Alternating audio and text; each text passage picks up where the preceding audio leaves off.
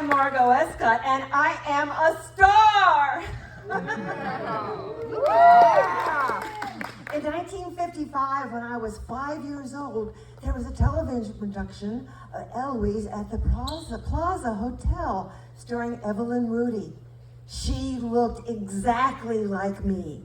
After the show aired, people would approach me and say, "What a wonderful little actress you are," to which I would reply, "Why, thank you." I felt so important and special, and I loved the attention.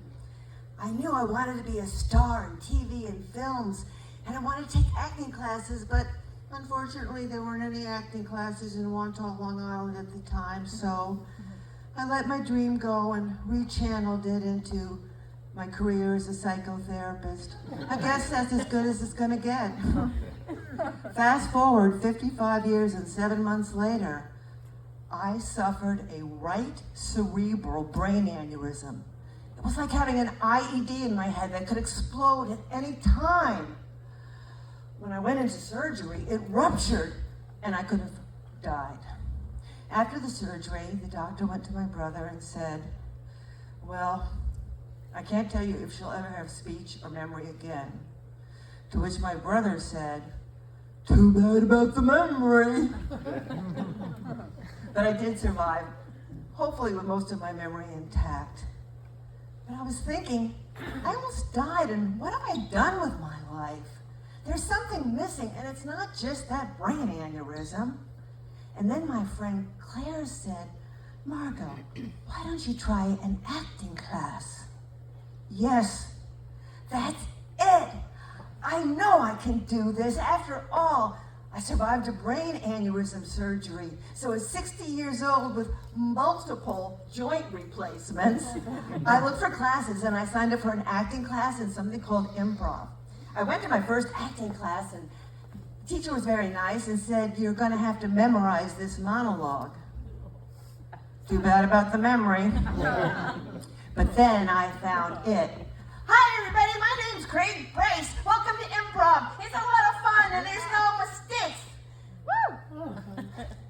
What's your name?" "Margot." "I'm really glad you're here, Margot." And I believed him.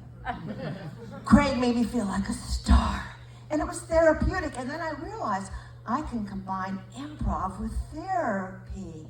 He was so validating and supporting that I kept going back to classes again and again. And finally we formed a little troupe, and we performed in a dilapidated little mall in a run-down former bar with cockroaches the size of kittens.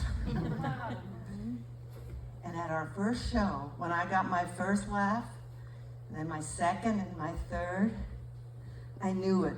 I made it. I was home. I am a star.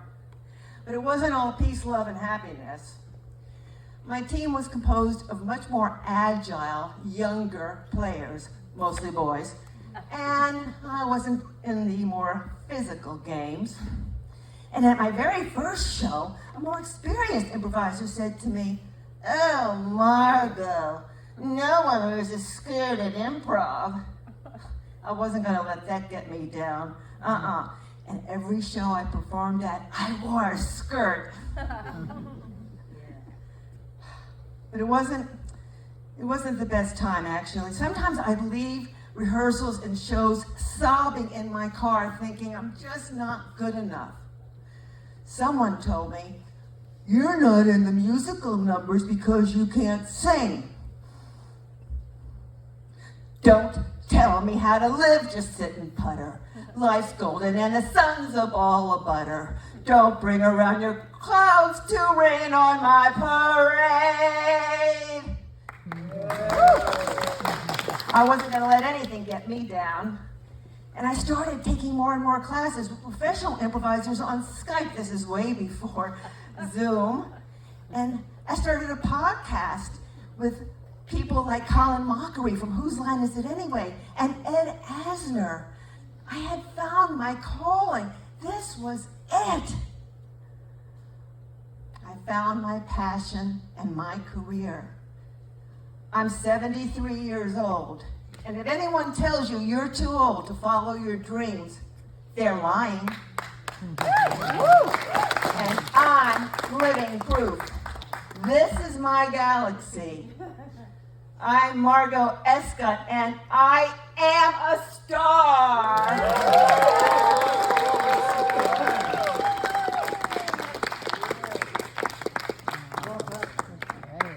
You also have precision on your side. 5 minutes exactly. Look at you.